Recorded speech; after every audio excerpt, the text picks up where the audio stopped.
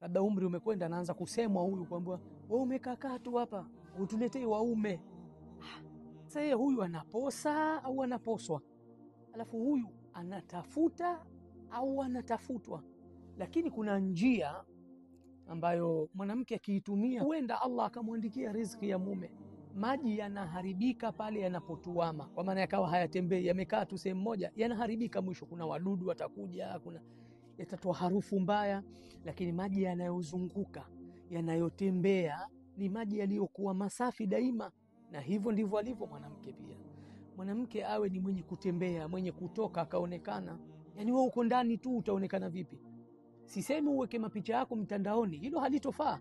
Lakini wewe una ndugu zako wako Tanga, una shangazi au Pemba au Unguja au Arusha au Moshi, sehemu yote, ukafunga safari ukaenda kuwatembelea, ni bora zaidi ukaonekana. Wajua, ukikaa sehemu moja, wale watu wa pale mazingira wanakuzoea, wanakuona wa kawaida, wala hawavutiki na wewe tena.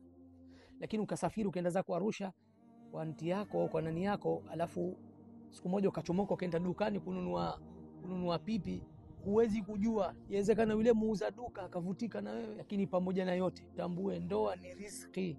Wallahi ni riziki. Allah akiandika ipo, na akiandika haipo. Sisi tunafanya jitihada zetu.